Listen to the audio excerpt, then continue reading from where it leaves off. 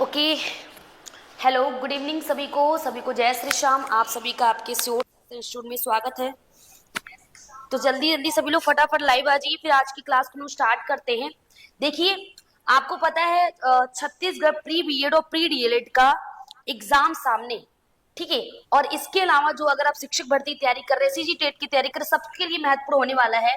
अगर आप pre BEd pre DElEd की तैयारी करना चाहते हैं, प्री बीएड और प्री डीएलएड की अगर आप तैयारी करना चाहते हैं, ऑल सब्जेक्ट सभी सब्जेक्ट की तैयारी करना चाहते हैं, तो देखिए प्रतिदिन क्लासेस हो रही है इसकी क्लास, ठीक है। आपको live class, recorded class, note, PDF, test series सब कुछ मिलने वाला है। तो जिसके लिए आप ज्वाइन कर सकते हैं।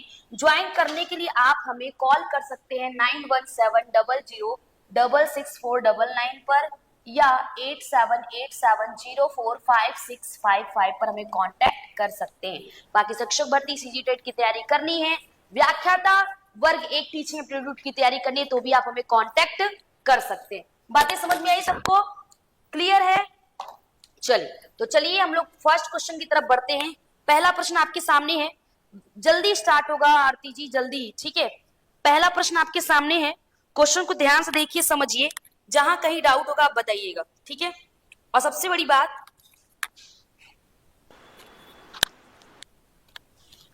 आप लोग क्लास को शेयर जरूर कर दीजिएगा, ठीक है। विजिबल है सबको? चलिए आई, सबके सामने आ गया क्वेश्चन, ठीक है। पहला प्रश्न है, दिया गया है क्वेश्चन, क्या कह रहा है कि वीडियो कॉन्फ्रेंसिंग, ठीक है, क्या कह रहा है, वीडियो कॉन्फ्रेंसिंग को निम्नलिखित प्रकार के संचार में वर्गीकृत है। अब वीडियो कॉन्फ्रेंसिंग समझ रहे हैं ना, मतलब आप देखते भी हैं और साथ में सुन भी सकते हैं। दृश्य एक तरफा, दृश्य श्रव्य एक तरफा, वन वे बोल रहा है, मतलब एक तरफ से दिखाई देगा, सुनाई देगा, जबकि दृश्य श्रव्य दो तरफा या दृश्य दो तरफा, बताइएगा। अच्छा क्वेश्चन है। ऑडियो विजुअल बिल्कुल बोथ साइड हो जाएगा, ठीक है, बोथ साइड, वन साइडेड नहीं होगा। जैसे रेलवे स्टेशन पे अगर आप लोग अनाउंसमेंट जो सुनते हैं वो वन वे कम्युनिकेशन में चला जाएगा। अगर हम लोग वीडियो कॉन्फ्रेंसिंग करते हैं तो सामने व्यक्ति रहता भी है प्लस सुनते भी है, यानी वो वन वे नहीं टू वे होता है, देखने और सुनने दोनों के लिए, यानी कि दृश्य श्रव्य दो तरफा। ऑप्शन सी हो जाएगा यहाँ पे करेक्ट आंसर। जी कल्पना जी, बहुत बढ़िया। नेक्स्ट है, शब्दों के दोहरे अर्थ के कारण, शब्द के दोहरे अर्थ के कारण संचार में होने वाली बाधाएं। शब्द का अर्थ का अनर्थ निकलना, ठीक है, कहते हैं ना, अगर अर्थ का अनर्थ होता है तो फिर कुछ समझ नहीं आता। तो शब्दों का अगर हम दोहरा अर्थ निकाल के चलते हैं तो हमको समझने में दिक्कत होती है, ठीक है। अब कौन सी बाधाएं आती हैं? संचार के लिए शैक्षिक बाधा है, या संचार के लिए मनोवैज्ञानिक बाधा है, या संचार के लिए शब्दार्थ बाधा है, या संचार के लिए पर्यावरणीय। जब हम शब्दों के दोहरे अर्थ निकालते हैं या सब एक शब्द के दो अर्थ जब होते हैं, इसके कारण आपके कम्युनिकेशन में होने वाली जो बाधा है वो किसके अंतर्गत आएगी? आंसर करिएगा। बहुत बढ़िया विकास जी, बेहतर, सभी लोगों का आंसर आना स्टार्ट हो गया है। फटाफट उत्तर दे दे, चलिए सभी लोग जल्दी जल्दी।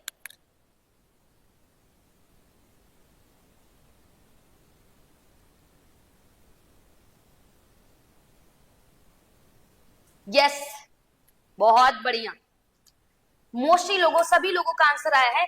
देखिए, जब शब्दों के दोहरे अर्थ के कारण संचार में होने वाली जो बाधाएं हैं वो संचार के लिए शैक्षिक बाधा नहीं है कि शिक्षा संबंधी, या मनोवैज्ञानिक बाधा नहीं है, वो संचार के शब्दार्थ बाधा नहीं, क्योंकि यहाँ शब्द के दो अर्थ निकल रहे हैं, यानी सिमेंटिक बैरियर टू कम्युनिकेशन। ये सिमेंटिक बैरियर, एक शब्द के दो अर्थ निकल रहे, तो ऑप्शन सी हो जाएगा करेक्ट आंसर। बहुत बढ़िया, सभी लोगों ने सही बताया है, ठीक है जी, संचार के शब्दार्थ में बाधा। आइए नेक्स्ट क्वेश्चन की तरफ बढ़ते हैं, अगला प्रश्न, ठीक है। क्या कह रहे हैं? कक्षा संप्रेषण होना चाहिए शिक्षक केंद्रित, छात्र केंद्रित, तकनीकियों के केंद्रित, या पाठ्य पुस्तक। देखिए कक्षा में, देखिए क्लास किसके लिए बनाई, कक्षा किसके लिए बनाया गया? बच्चों के लिए बनाया गया है। शिक्षक भर्ती क्यों होता है? बच्चों के लिए होता है, बच्चों के भविष्य के लिए। हम लोग तैयारी क्यों करते हैं? बच्चों के लिए करते हैं। हम लोग मेहनत क्यों करते हैं? बच्चों के लिए करते हैं। तो अगर इन सब में देखा जाए, अगर इन सब में देखा जाए तो मेन सेंटर में कौन होता है? स्टूडेंट, यानी छात्र केंद्र। ये तो सबसे इजी क्वेश्चन है। बहुत बढ़िया गायत्री जी, क्लास को आप लोग शेयर कर दीजिएगा भाई, ताकि लोगों तक ये टाइमिंग पहुंच सके। जी हमारे लिए बिल्कुल, सभी जी आइए नेक्स्ट क्वेश्चन की तरफ बढ़ते हैं। अगला प्रश्न है, देखिए ये सब जो क्वेश्चन आपको करा रहे हैं, आप 2000 अगर जैसे शिक्षक भर्ती आप तैयारी करते हैं, सुन लीजिएगा 2023 का पेपर उठा के देखिए, कक्षा प्रबंधन से लेकर कम्युनिकेशन से रिलेटेड कितने क्वेश्चन पूछे हैं। तो शैक्षिक वृत्ति क्या होता है, यानी शिक्षा में आपकी कैसी अभिरुचि है, ठीक है। आइए, कम्युनिकेशन संप्रेषण है, एक कला है, भाषाई आदान प्रदान है, शैक्षिक योग्यता है, या कला और विज्ञान है। चलिए आंसर करिए आप लोग, क्या आएगा। अख्तर जी ने बी बताया है, Kusum G B, linguistic exchanges, बहुत बढ़िया जी, सब लोगों ने बताया है। देखिए संप्रेषण क्या है, संप्रेषण वन वे होता है कि टू वे होता है, पहले ये बताइए। तो संप्रेषण क्या होता है, टू वे होता है, ध्यान रखिएगा, ठीक है। अगर हमने बोला आप समझे नहीं, आप समझ कर रिप्लाई भी करते हैं, तब वो होता है यानी भाषा का आदान प्रदान, ठीक है। संप्रेषण का माध्यम क्या, भाषा है, भाषा के द्वारा हम संप्रेषण करते हैं। Next question, which of the following pairs, इसमें कौन सा बोल रहा है पेयर, दो पेयर दिया गया है यहाँ पे, एक और दो, ठीक है। Which of the following pair is correctly match with reference to art, क्या है, कला के संदर्भ में निम्नलिखित में से कौन सा युग्म सही ढंग से सुमेलित है। कला के संदर्भ में मुद्रा, हाथ के इशारे, देखिए ध्यान सुनिएगा, सबसे पहला क्या कर रहा है, मुद्रा कह रहा है, ठीक है। अब मुद्रा को लेकर क्या बोला है वो भी देखिएगा। मुद्रा, हाथ के इशारे जो दर्शकों के साथ संचार में मदद करते हैं, मुद्रा की बात कर रहे हैं, ठीक है, ध्यान सुनिएगा। कौन सा युग्म सही तरह। अब प्रॉपर्टी है, यहाँ पे प्रॉपर्टी है, ऐसी वस्तु जो स्थिति पैदा करने के लिए उपयोग की जाती है। तो आपको बताना विच of the following pair correctly match with reference, मतलब जो कहा है उसके बारे में सही चीज बता रहा है, ठीक है। C option. देखिए मुद्रा क्या है, पैसे वाला मुद्रा नहीं है ये पोस्चर वाला है, ठीक है। मुद्रा हमारा जो एक्टिविटी है, जो हमारा जेस्चर होता है, जो हमारा हाव भाव होता है, वो क्या करता है, वो हाथ की सारे दर्शकों की संचार मदद करते हैं, वो मुद्रा ही हो गया ना। बच्चों को गिनती सिखा रहे 1 2 3 ऐसे करके, ठीक है। इसके बाद प्रॉपर्टी, यानी जो आपके पास प्रॉपर्टी जो वस्तुएं हैं, यानी ऐसी वस्तुएं जो स्थिति पैदा करने के लिए उपयोग की जाती है, यानी object that are used to create a situation. तो क्या होगा, केवल एक प्रॉपर्टी नहीं होगा क्या भाई, बताते चलिए।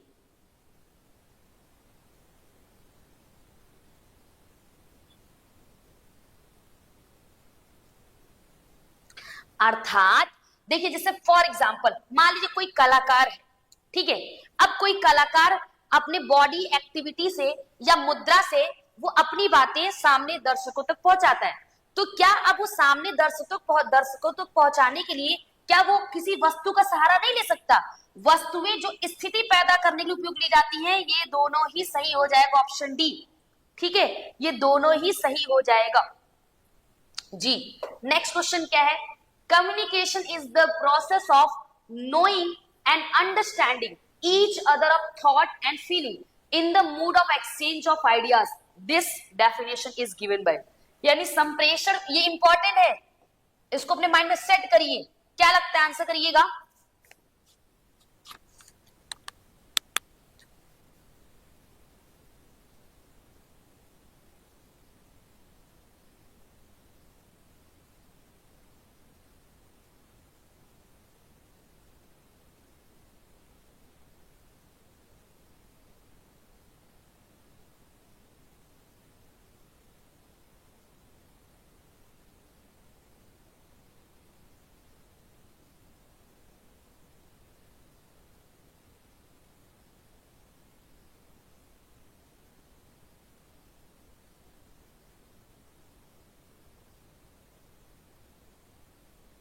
देखते हैं किसका उत्तर सही जाता है। सब लोगों ने तो दे दिया, रॉबर्ट, मेगर, डी ऑप्शन, कुछ लोग डी ऑप्शन, कुछ लोग ए ऑप्शन, अलग अलग, लेकिन सोचो वो जो निकलता कुछ और है। सुनीता जी ने बी बताया है, एक ही लोग आंसर सही दिए, बाकी सबका अलग लगाया है सी। देखिए सुनीता जी, पूनम जी, संप्रेषण विचार विनिमय के मूड में विचारों तथा भावनाओं को परस्पर जानने समझने की प्रक्रिया है। ये है एडगर डेल का, ठीक है, एडगर डेल का कथन है। ये किसका है, एडगर डेल का कथन है, ऑप्शन बी हो जाएगा करेक्ट आंसर। नोट करिए। अब कैसे आप समझेंगे, देखिएगा ट्रिक क्या है, सीधे सी बात है, संप्रेषण विचार विनिमय के मूड में विचारों भावनाओं को परस्पर जानने समझने की प्रक्रिया है। बातें क्लियर हो गई जी। क्या याद रखना है आपको? डेल, ठीक है, एडगर डेल। जैसे एडलर होते हैं ना, जैसे एडलर होते हैं ना, उसी तरह एडगर है। एडलर मत कर दीजिएगा, मान लीजिए कभी एग्जाम में एडलर लिख के चला गया ना, this is Edgar Dale. Dash dash dash वह व्यक्ति है जो परिचालन में संप्रेषण की प्रक्रिया आरंभ करता है। पर्यवेक्षक, आयोजक, श्रोता, संप्रेषण, यानी is the person who initiate the process of communication in operation. जब आप कोई ऑपरेशन कर रहे हैं, मान लीजिए कोई प्रक्रिया कर रहे हैं, उसमें आप कम्युनिकेशन आरंभ करते हैं, तो उसको हम क्या बोलेंगे? सुपरवाइजर, ऑर्गेनाइजर, या ऑडियंस, या कम्युनिकेटर। इससे सस्ता सरल प्रश्न हो ही नहीं सकता आज के सेशन का। आज के सेशन का सबसे इजीएस्ट क्वेश्चन है, मुझे ऐसा लगता है इससे इजी प्रश्न बनता ही नहीं, ठीक है। अरे भाई, जो संप्रेषण करेगा, ठीक है, जो संप्रेषण करेगा वही तो लेंगे ना उसी को, कि किसी और को करेंगे यहाँ पे जी। कम्युनिकेटर जो संप्रेषण आरंभ करता है वही तो होता है, संप्रेषक ही तो होता है। ऑप्शन डी हो जाएगा करेक्ट आंसर। इसमें तो कुछ सोचना विचारने जैसा है ही नहीं।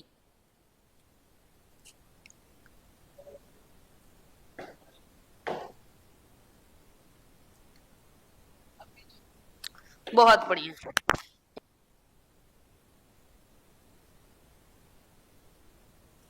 आइए नेक्स्ट क्वेश्चन की तरफ बढ़ते हैं। वाक प्रक्रिया, सॉरी, वाक प्रशिक्षक संचार सहायता का उपयोग बच्चों की सहायता के रूप में किया जाता है। यानी speech trainer, the communication aid can be, जो स्पीच ट्रेनर होते हैं, जो वाक प्रशिक्षक होते हैं, जो वाक प्रशिक्षक होते हैं, स्पीच ट्रेनर, वो संचार सहायता का उपयोग श्रवण बाधित दोष बच्चों के लिए, वाक बाधित दोष, वाक मतलब बोलने से, चालन बाधित, शारीरिक बाधित के लिए सहायक होगा। तो सीधी सी बात है, स्पीच ट्रेनर किसके लिए होगा भाई? वो आवाज आएगी, ठीक है। 7 का डी बता रहे हैं, बी ऑप्शन, वाक बाधिक के लिए। ऐप पर हिंदी की क्लास किस कोर्स के लिए? स्पीच इंपेयर्ड, हियरिंग इंपेयर्ड, बोलते चलिए।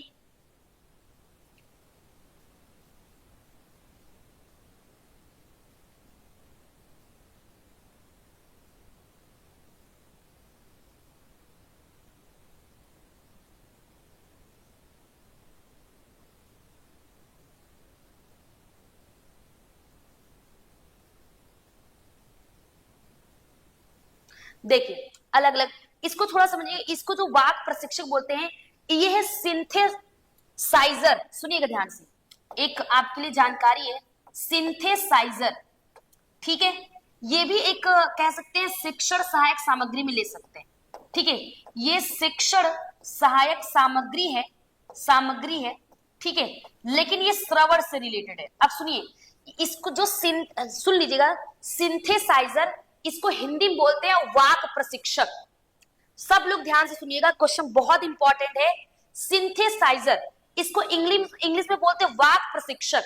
ये क्या होता है? एक प्रकार का माइक्रोफोन के जैसा होता है, एक प्रकार का माइक्रोफोन के जैसा होता है जो आपके कानों में लगता है। ध्यान सुनिएगा, एक प्रकार का ये बाहरी माइक्रोफोन होता है, या एम्पलीफायर भी कह सकते हैं।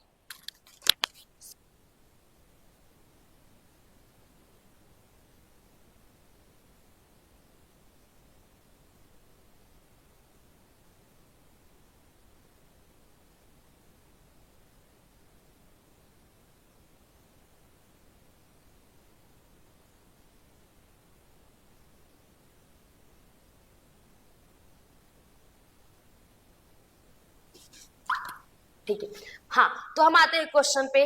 देखिए, वाक प्रशिक्षक संचार सहायक, ये एक प्रकार सिंथेसाइजर है जो आपके कानों में लगाया जाता है। ये आपके कानों में लगाया जाता है, जो वॉल्यूम को कंट्रोल करता है, ठीक है, जो वॉल्यूम को कंट्रोल करता है आपको सुनने के लिए। तो ये श्रवण बाधित के लिए, ठीक है, ऑप्शन ए है। आया बात समझ में आप लोगों को? अब क्लियर हुआ? क्लियर हुआ कि नहीं? बताएं, जल्दी बताइए आप लोग, क्लियर हुआ कि नहीं?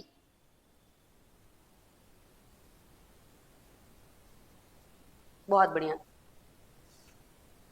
अच्छा ओके,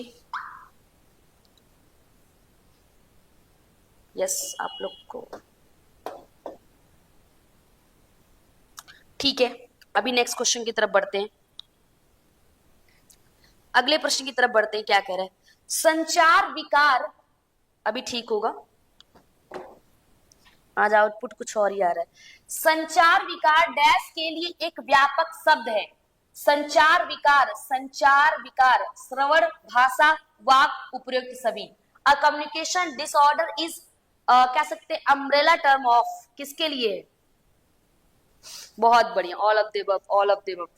ठीक है, अगर आपको श्रवण बाधित है, एक तरीके से संचार विकार श्रवण के लिए व्यापक शब्द है, संचार जरूरी है। अगर आपको संचार विकार है तो श्रवण में दिक्कत होगी, भाषा में, वाक में, बोलने में, तो उपयुक्त डी करेक्ट हो जाएगा, सही है।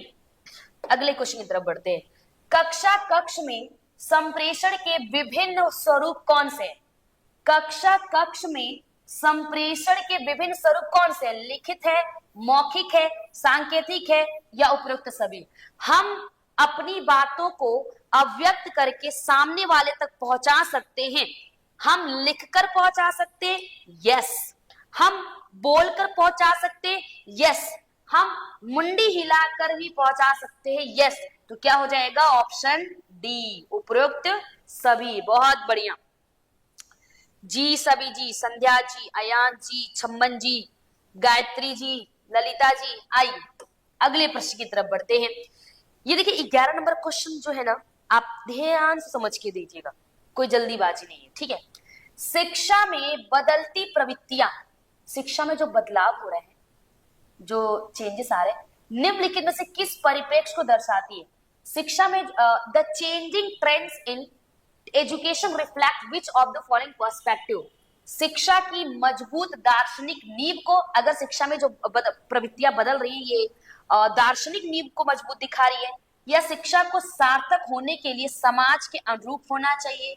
ये मतलब शिक्षा में बदलाव हो रहा है क्योंकि जैसे जैसे समाज है, ठीक है, समाज में लोग सीखे, समझे, जाने, समाज आगे बढ़े, उसके अनुरूप, या समाज गतिशील है इसलिए, यह शिक्षा प्रणाली में समुदाय का महत्वपूर्ण स्थान है।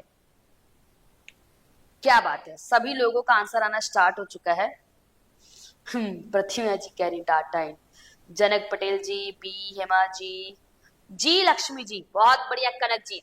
ऑप्शन बी हो जाएगा हमारा यहाँ पे करेक्ट आंसर, यानी कि शिक्षा को सार्थक होने के लिए समाज का रूप होना चाहिए, ठीक है।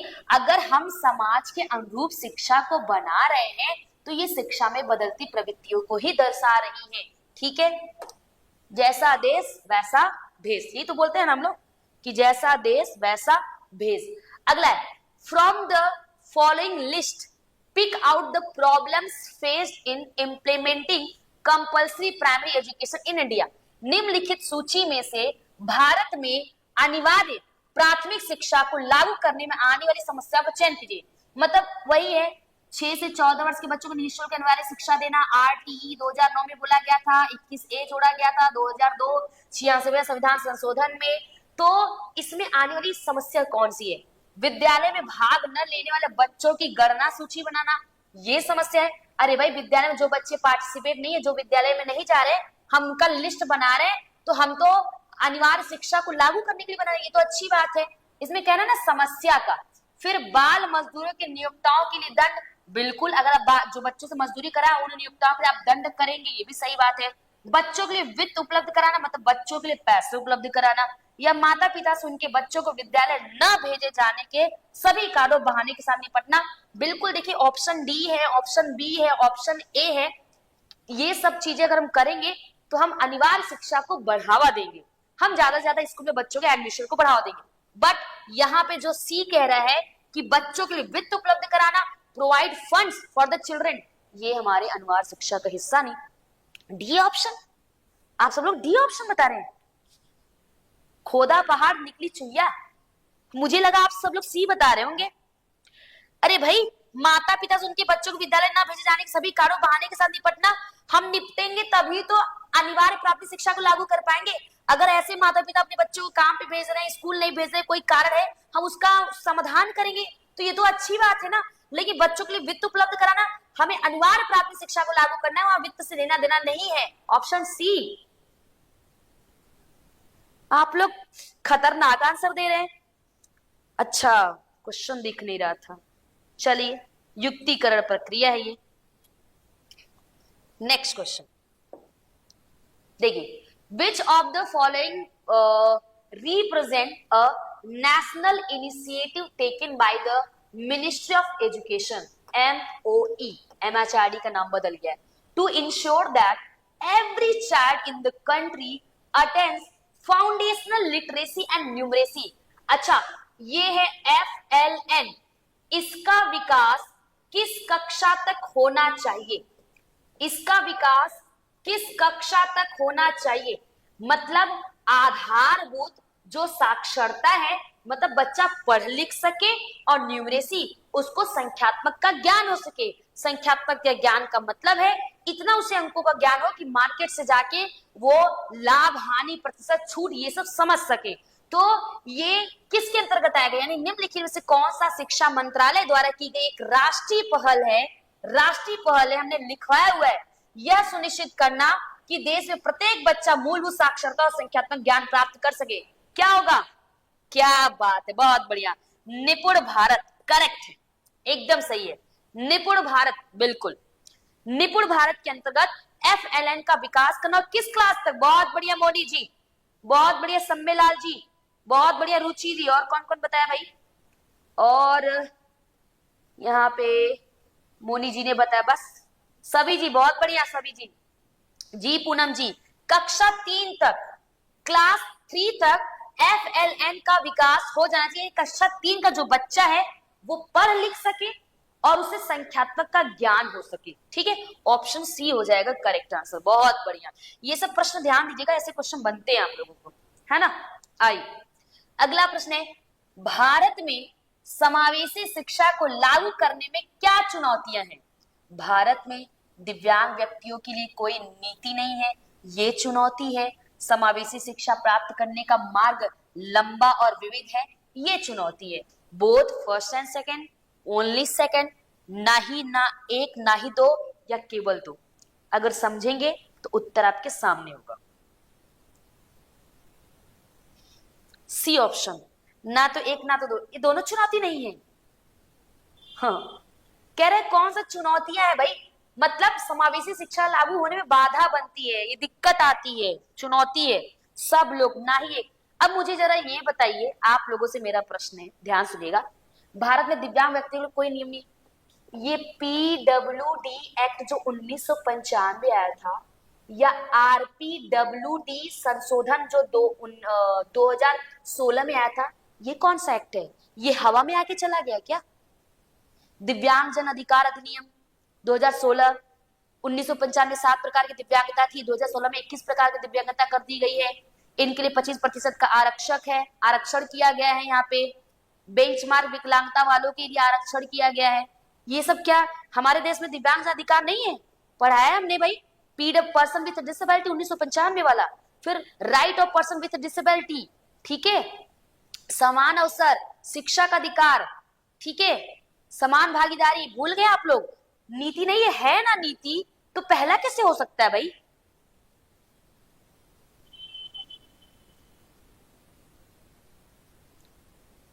क्वेश्चन समझे, इसमें कह रहा है भारत में समावेशी शिक्षा को लागू करने में क्या चुनौती है। अब देखिए, भारत में दिव्यांग व्यक्तियों कोई नीति है ना, ये चुनौती नहीं है। लेकिन समावेशी शिक्षा प्राप्त में मार्ग लंबा, मतलब विविध, मतलब हर बच्चा का सोच अलग है, हर बच्चे की भाषा अलग है, हर बच्चे की रुचि अलग है, तो ये विविधता ही, मतलब कि ये चुनौती ही हुआ ना। हम ऐसा ही हमारा भारत देश है, हमारे भारत देश में विविधता को महत्वपूर्ण देना चाहिए, विविधता को संबोधित करना चाहिए, हर बच्चे की विविधता को इंपॉर्टेंट देना चाहिए। लेकिन यही विविधता हमारे लिए चुनौती भी है। आपकी कक्षा में 10 अलग अलग तरह का बच्चा है, और एक कक्षा में सभी एक तरह के बच्चे, आपको आसान किधर होगा भाई पढ़ाना, जहां एक तरह के, लेकिन जहां 10 अलग अलग तरीके, वहां आपके लिए चुनौती होगा ना, किसको किसको ले, किसको किसको छोड़े, किसको पकड़े किसको छोड़े। तो चुनौती तो दो ही है, यानी केवल दो। उम्मीद करते मेरी बात समझ गए होंगे आप लोग। उम्मीद करते हैं आप मेरी बात समझ गए होंगे। समझे ना? समझे हैं तो लाइक बटन पर प्रेस कर दीजिए और फिर हम लोग आगे बढ़ते हैं।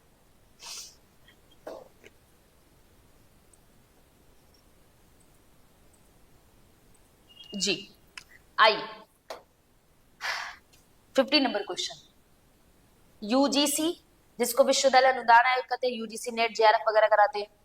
डीईबी, जिसको दूरस्थ शिक्षा ब्यूरो भी बोलते हैं, या एआईसीटीई, जिसको अखिल भारतीय तकनीकी शिक्षा परिषद, यानी इन चारों में से ने उच्च शिक्षा संस्थानों में शिक्षक शिक्षा कार्यक्रमों, टीचर एजुकेशन प्रोग्राम, शिक्षक शिक्षा कार्यक्रमों को सरल बनाने के लिए एक ऑनलाइन पोर्टल लॉन्च किया है।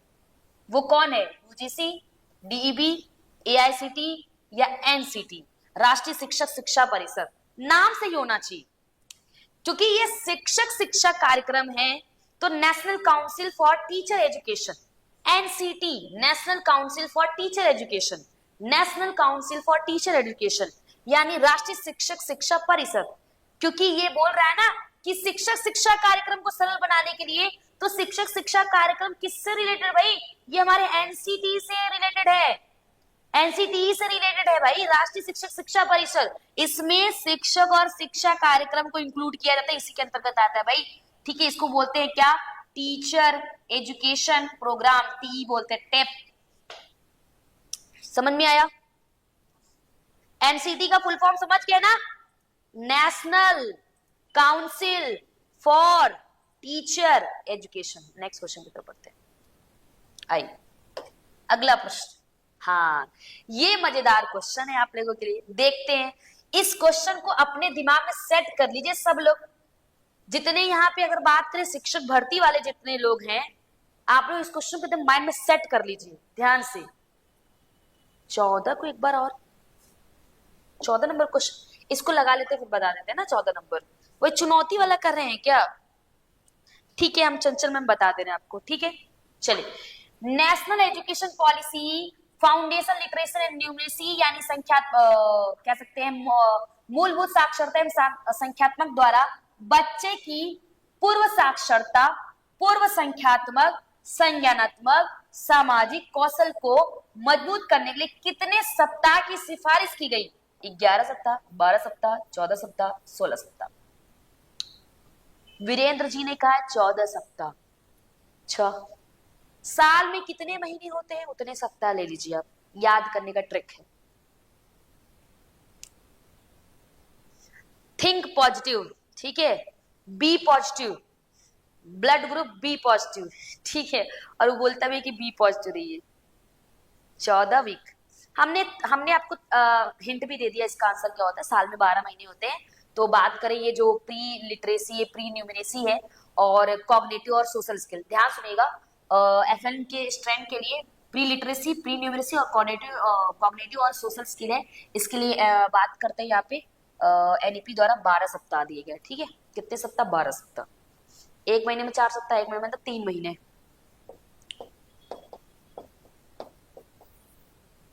ठीक है,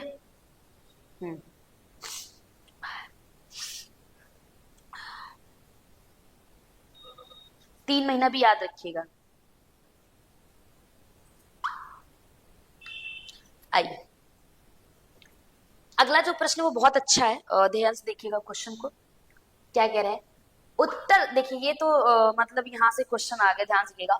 उत्तर प्रदेश के प्राथमिक और उच्च प्राथमिक विद्यालयों में लड़कियों के नामांकन और प्रतिधारण को बढ़ावा देने के लिए निम्नलिखित में से कौन सा कार्यक्रम आयोजित किया जाता है? मीना अभियान, मीना मंच, एक और दो, इनमें से कोई नहीं, बताइएगा।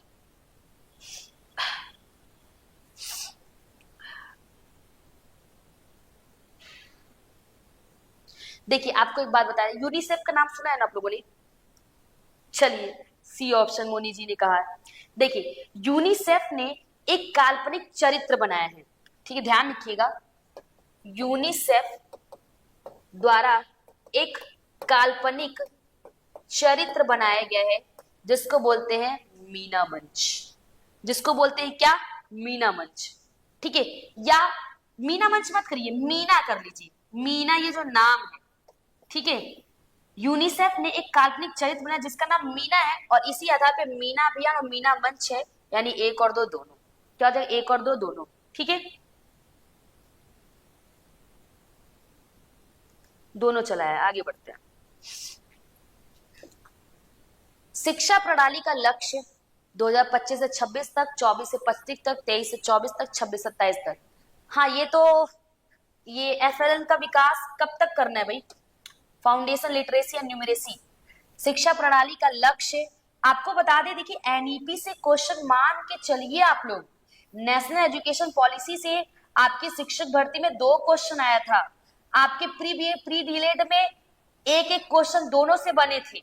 और अच्छी बात है, एनईपी से टीचिंग एप्टीट्यूड के साथ साथ जीके में भी क्वेश्चन आता है। जीके में ही आता है मोस्टली, ये टॉपिक है वहां पे। बाकी सीजी टेट के एग्जाम में आता है क्योंकि ये सीडीपी का पार्ट है। ठीक है, तो बताइएगा शिक्षा प्रणाली का ये जो मूलभूत साक्षरता और संख्यात्मकता है यानी फाउंडेशन लिटरेसी है, ये 2025 से 26 तक पूरा करना है, 24 से 25 तक, या 23 से 24 और 26 से 27 तक? क्या लगता है? ये इंपॉर्टेंट क्वेश्चन, ध्यान रखिएगा। बहुत बढ़िया, सभी लोगों ने 2026 से 27 तक। ठीक है,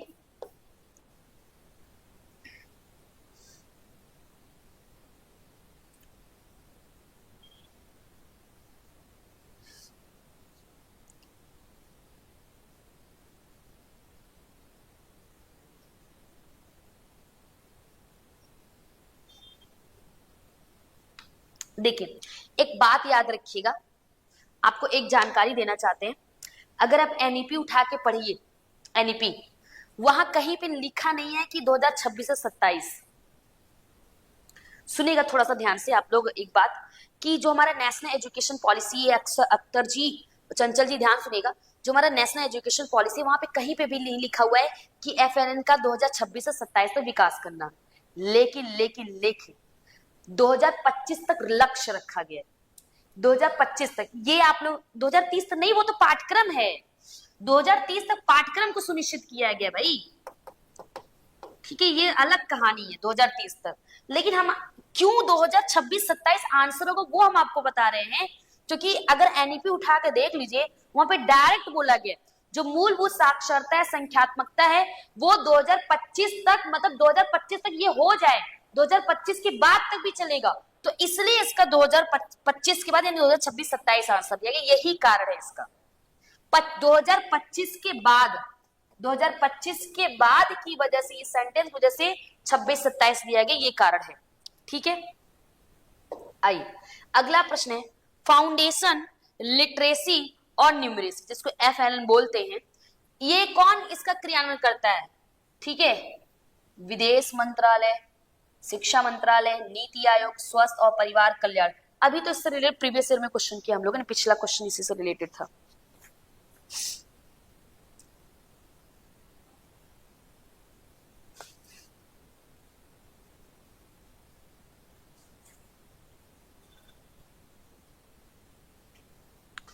बहुत बढ़िया, 19 का बी, गायत्री जी करेक्ट है। ठीक है, एक क्वेश्चन यहाँ पे और आपको बताना है, ध्यान रखिएगा। अगर जो हमारी पुरानी शिक्षा नीति थी यानी 1986 वाला, थोड़ा ध्यान रखिएगा, और जो नई शिक्षा नीति 2020 वाला, कितने साल बाद आया? कितने साल बाद आई है? नई राष्ट्रीय शिक्षा नीति कितने साल बाद आई है? आंसर के साथ वीडियो को लाइक भी करते चलिए आप लोग, अगर क्लास अच्छी लग रही हो। 34 साल बाद, कल्पना जी आज ही पढ़ रही थी प्रीवियस पीरियड में। ओके, अब 1986 की जो राष्ट्रीय शिक्षा नीति थी, 2020 की जो राष्ट्रीय शिक्षा नीति है, दोनों में सबसे मेजर अंतर क्या है? सबसे मेजर अंतर, जो 1986 34 साल पहले वाली शिक्षा नीति थी, राष्ट्रीय शिक्षा नीति 1986, और जो अभी की है, इसमें सबसे बड़ा बदलाव क्या है? सबसे बड़ा बदलाव कहिए या सबसे बड़ा परिवर्तन क्या है? कौन बताना चाहेगा? यहाँ पे पढ़े सब है, सबको हमने पढ़ाया हुआ है, आंसर बताइए। 32 साल बोल दिया मनीषा जी गलती से। तनिषा जी 35 साल नहीं भाई, 34 साल। फाउंडेशन मोनी जी, प्रैक्टिकल एजुकेशन क्लास का छोटा सा एक टॉपिक है इसका, बताइए। जिसको जो लगता है वो बताए, आप एकदम स्वतंत्र हैं यहाँ पे बताने के लिए। 2020 में आंगनबाड़ी को जोड़ा है, बहुत बढ़िया। देखते हैं किसका उत्तर सही आता है, आप लोग बताइए फिर हम बताते हैं। बिना बोझ की शिक्षा, ये तो पहले भी थी। ये तो 1986 में भी थी। बात करते हैं कि राष्ट्रीय शिक्षा नीति का सूत्र ही था बिना बोझ की शिक्षा, लर्निंग विदाउट बर्डन, यशपाल समिति। 10+2 को 5। चले ठीक है मोनी जी, सिलेबस का देखिए सबसे बड़ा अंतर क्या है योगेश जी, ध्यान सुनकर, सबसे बड़ा अंतर देखने को मिलता है एज को लेकर, एज को। ठीक है, जो राष्ट्रीय शिक्षा नीति थी, जो स्कूल की या जो पाठ्यक्रम की बात करते हैं, वो 6 वर्ष से स्टार्ट होती थी, जैसे कि सभी जी ने बताया 6 वर्ष से स्टार्ट होती थी। लेकिन जो 2020 वाला है, 2020 ये 3 वर्ष से स्टार्ट हो जा रहा है, यानी 3 से 18 वर्ष की शिक्षा। और पहले क्या थी, पहले 6 से 18 वर्ष की शिक्षा थी। ठीक है, यानी कक्षा 12 में बच्चा जा रहा है, 18 वर्ष का हो जा रहा है, 6 से 18 वर्ष पूरे पाठ्यक्रम लिया, मतलब 6 वर्ष से स्टार्टिंग था। लेकिन जो नया वाला है उसमें 3 वर्ष से बच्चे को ऐड कर दिया, सबसे बड़ा बदलाव था, ये सबसे बड़ा बदलाव। और जैसा कि ये क्वेश्चन है, जो FLN मिशन है, ये शिक्षा मंत्रालय, मिनिस्ट्री ऑफ एजुकेशन के द्वारा कार्यान्वित किया जाएगा, क्रियान्वित किया जाएगा। ठीक है जी, 3 साल बाल बाटिकों को जी, समझ में आया ना सबको। आगे बढ़ते हैं अगले प्रश्न की तरफ। अगला है, अगला क्या क्वेश्चन कह रहा है, ध्यान से देखिएगा। राष्ट्रीय साक्षरता मिशन का उद्देश्य क्या है? राष्ट्रीय साक्षरता मिशन का उद्देश्य क्या? What is the objective of national literacy mission, जिसको NLMB बोलते हैं, नेशनल लिटरेसी मिशन। वयस्क साक्षरता सुनिश्चित करना, कार्यात्मक साक्षरता प्रदान करना, महिला साक्षरता सुनिश्चित करना, या एक निश्चित उम्र में साक्षरता हासिल करना। बताइए।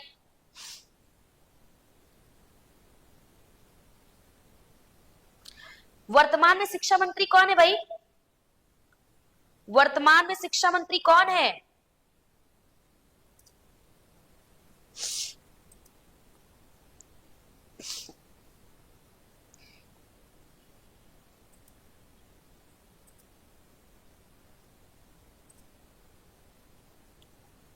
विष्णुदेव भारत की बात कर रहे हैं।